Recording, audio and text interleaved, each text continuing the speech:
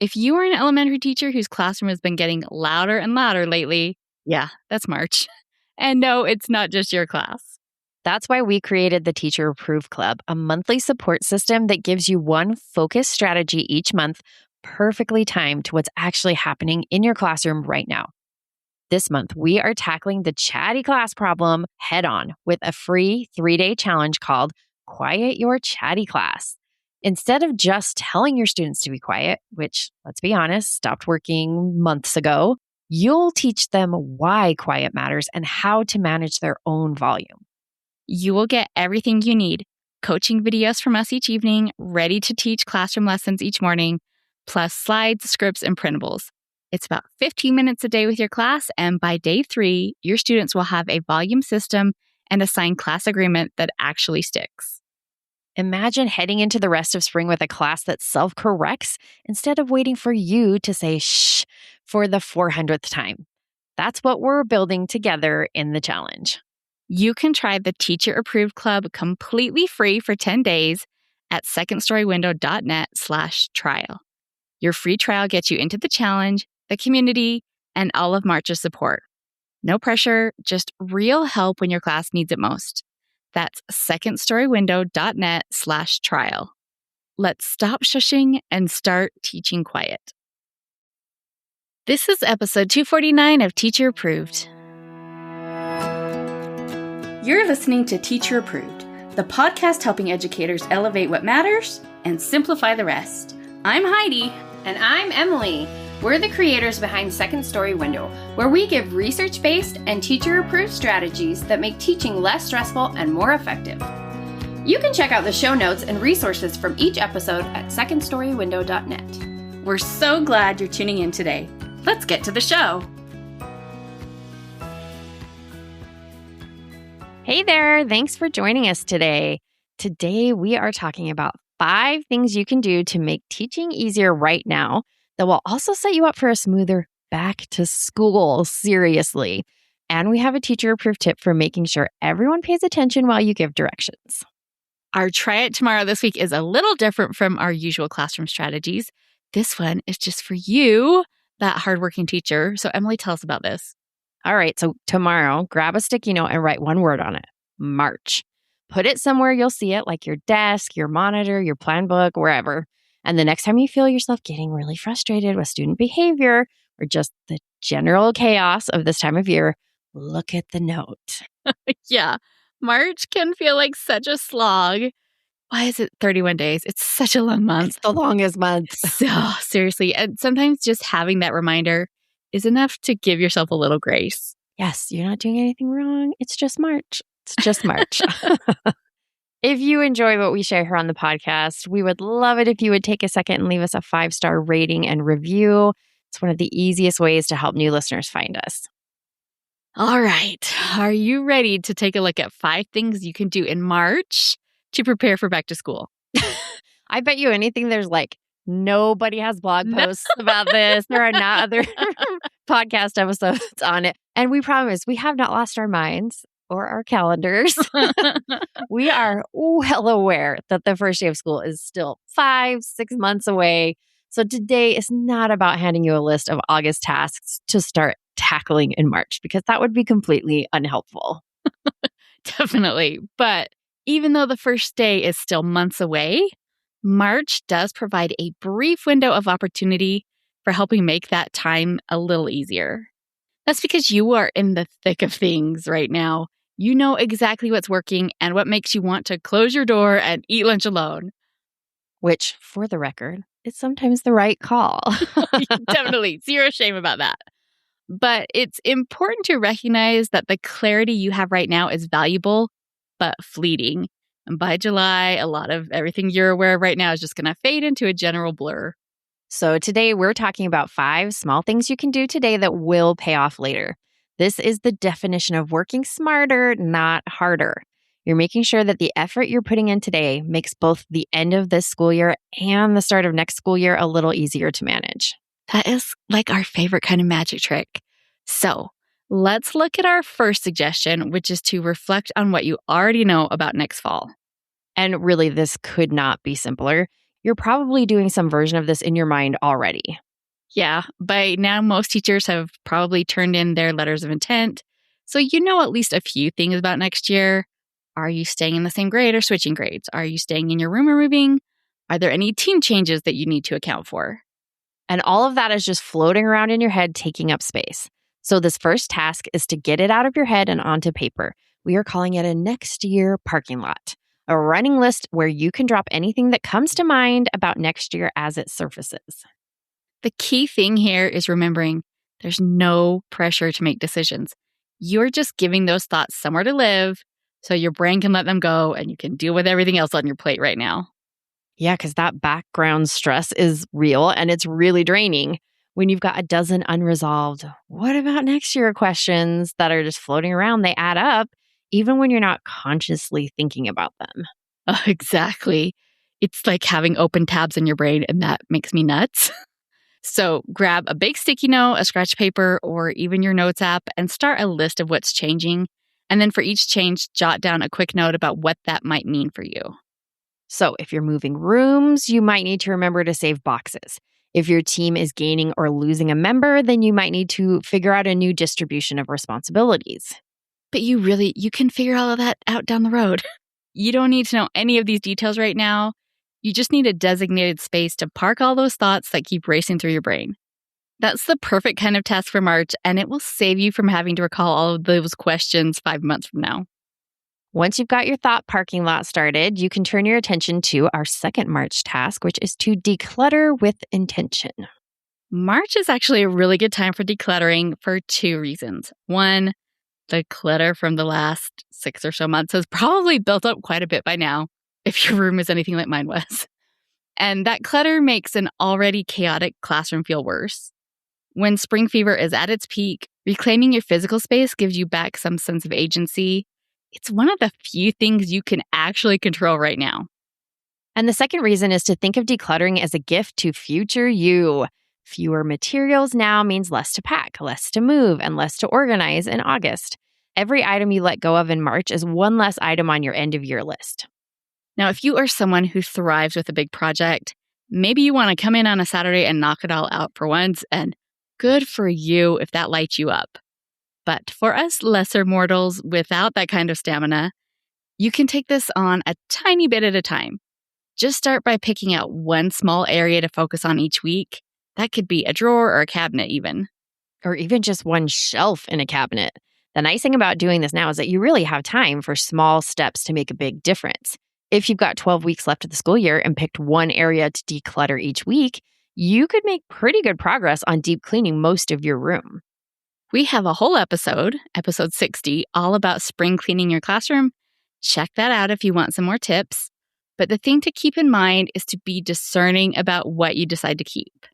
Yeah, I think this is a common trap for teachers. Getting rid of something potentially useful, even if it's something you have never actually used, can make you feel panicky. There's often the worry that you might need it someday. That is how I held on to a set of coin rubber stamps for years. I got them at a workshop early in my teaching career, and I could never figure out what to do with them. I just did not have it in me to manage ink pads. But they were so nice and they seemed so special, and I just couldn't let them go. And when I left second grade, you know what happened? They went to a new teacher, never even having been opened, after taking up space in my math cupboard for over a decade. Oh, yeah. That is a cautionary tale that most of us can relate to. You need space for things that will actually help your students now, not things that might help future students someday. When you unearth one of those treasures, ask yourself, have I touched this in 2 years? If the answer is no, it's not a someday item, it's a museum piece. And you have our permission to let it go. Donate what's still usable, recycle the rest. Another teacher will be so grateful to have it. And if it helps, consider that it is doing more good being used by students, even if they're not your students, rather than sitting on a shelf. You know, we need to get a custom easy button that you can use that sings Let It Go. So when you find something that you hit the button and it'll sing to you and you'll be like, all right, I'll let it go. Perfect. And while you're at it, take a look at your classroom library. Are there books that never get picked up? Are some falling apart or outdated? We know it goes against a book lover's heart to part with a book, but sometimes it's the right choice. Yeah, even public libraries clear out old books all the time. I follow some librarians on Threads, and they're always talking about that, and people are shocked that libraries get rid of books. They'd Like, be stuffed if we have to. Yeah. And a little weeding now means a fresher, more functional library in the fall without having to do a big overhaul in August when you've already got 65 other things on your list. And your room's so hot and you just don't want to be sitting there digging Yes. through your library. Plus, if you clear out unused books, you'll have shelf space to buy new ones, just in case you've accrued some Scholastic bonus points this year.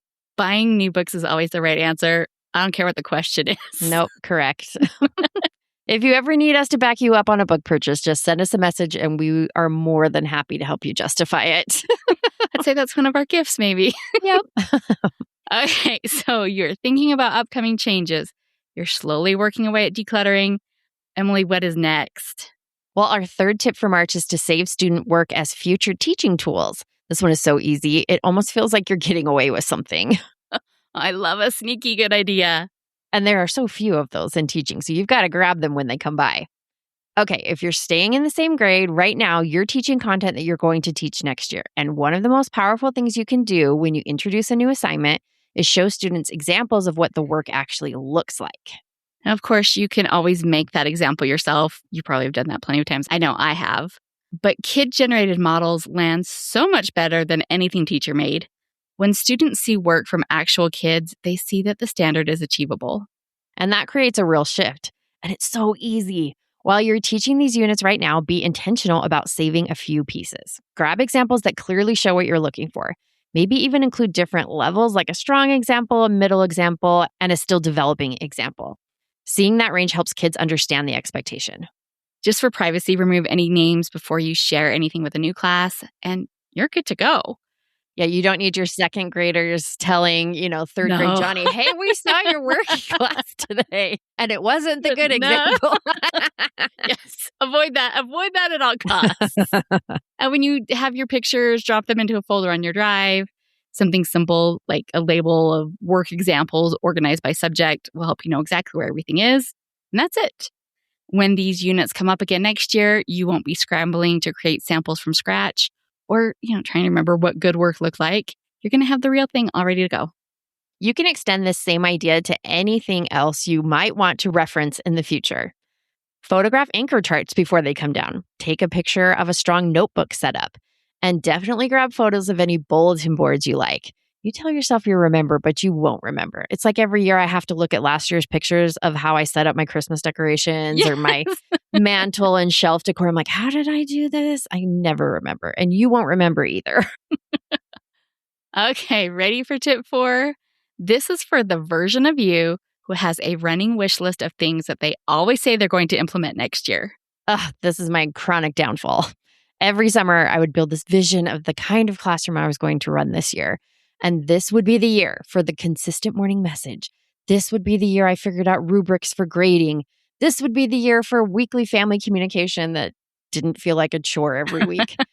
And then August would hit and it's just 100% survival mode. So those ideas would get pushed back again. And when I finally came up for air in October, it felt too late to start something new. So it got pushed again to next August. Rinse and repeat over and over. Well, for sure I was not any better at that. In fact, I was probably enabling a lot of your bad habits. I guarantee it. But it's just such a draining cycle to be trapped in. You can see how these ideas would benefit your classroom and your students. But figuring out how to manage new systems on top of starting the school year is almost guaranteed to fall apart.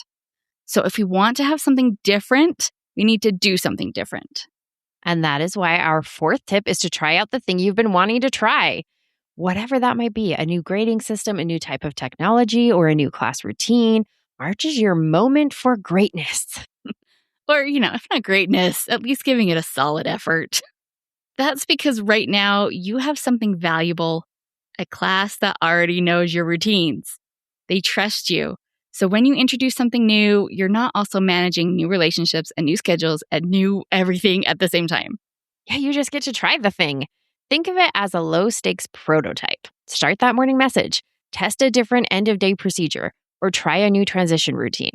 See what actually takes too long, what needs tweaking, and honestly, what you don't enjoy as much as you thought you would. Yeah, definitely pay attention to that part. There are ideas that sound great in theory and feel exhausting in practice. Finding that out now with students who are already used to you is so much better than finding it out in week 2 with a brand new class. Okay, and that brings us to our 5th March task, which is something you are going to thank us for. Next week, we are kicking off the Quiet Your Chatty Class Challenge inside the Teacher Approved Club, and we want to invite you to join us by starting a free trial. Spring chatter is real and it's here. You maybe have noticed that. The energy is high, focus is scattered, and getting students to actually listen while you're giving directions can feel like a full-time job on top of your full-time job. But we can help you manage that. As part of the challenge, you'll get 3 already done for you mini lessons and systems specifically designed to address classroom talking. Plus, you'll get printables, a teacher's guide, and a daily video with us so we can help walk you through it. You can use all of this right now with your current class to get things a little quieter during work time. But here's the back to school piece, and this is what we love about it. When you go through the challenge now with those students that already know you, this will be your practice run. You're learning how the pieces fit together, getting all of the materials prepped, figuring out what works, before you ever have to introduce any of it to a brand new group of kids. So then when fall rolls around, you're not trying something new while also building relationships and teaching first week procedures.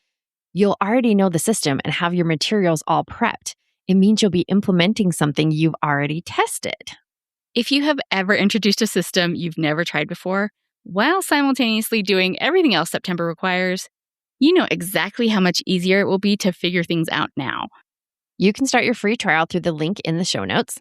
So come join us for the challenge, get some real relief from the spring chatter, and walk away with materials and systems that will be already prepped for you in the fall. So it is a double win.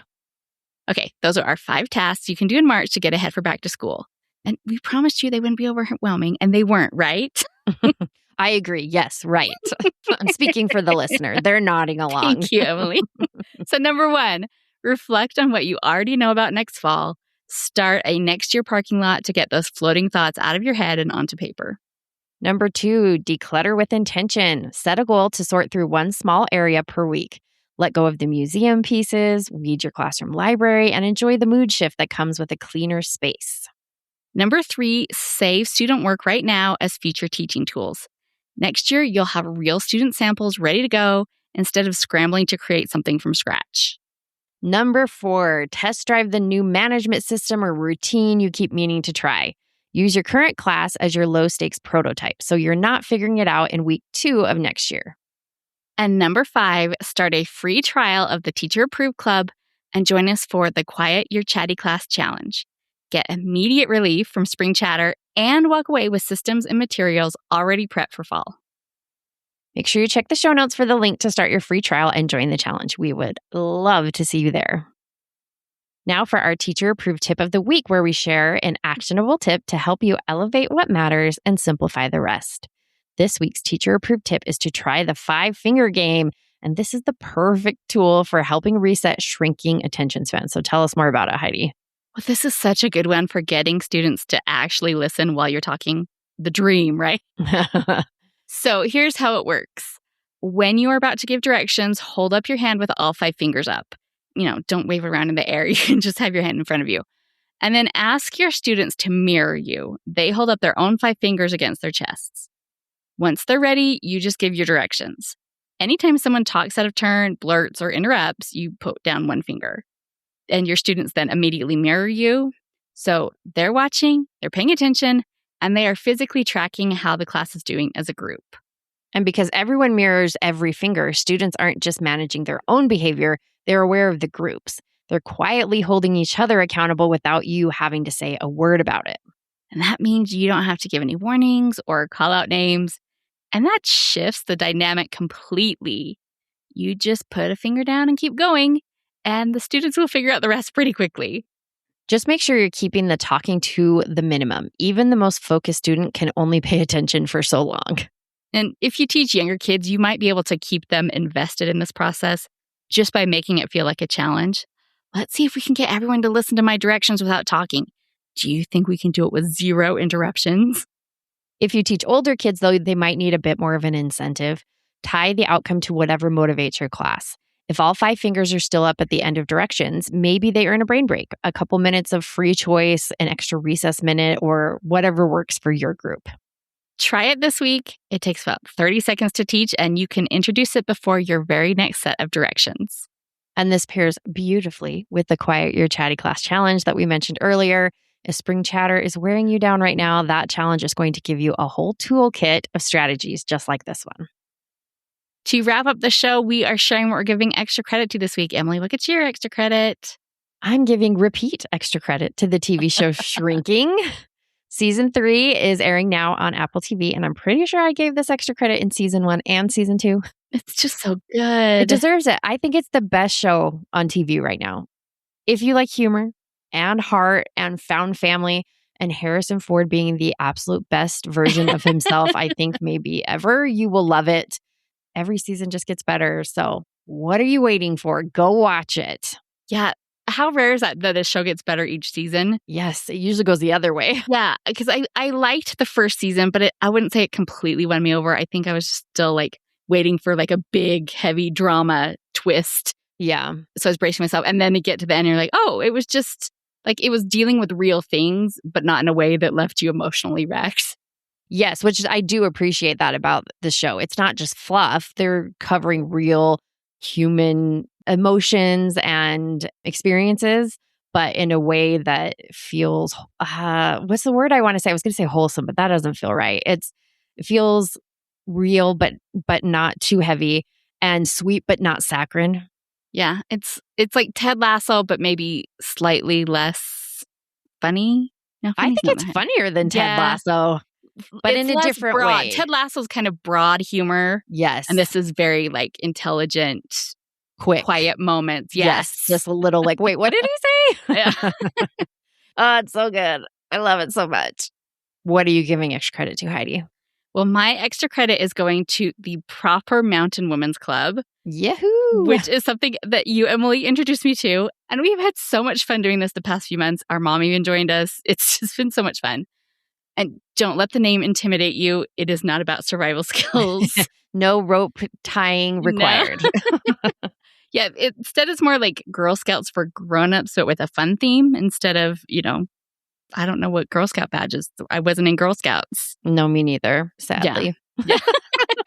But each season has a different focus, and then there's a list of possible merit badges you can earn.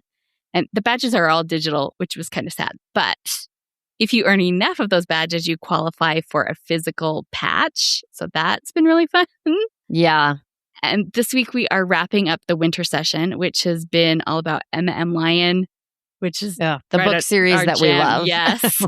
That's an extra credit for this week that we're both giving double extra credit to, because I know we've given it before, but they're so good. Best book series. I just finished going through it for a second time on audio. It's so good. Oh, that's so fun. So we have earned merit badges for having tea parties, making Valentine decorations, and even howling at the moon. Mm-hmm.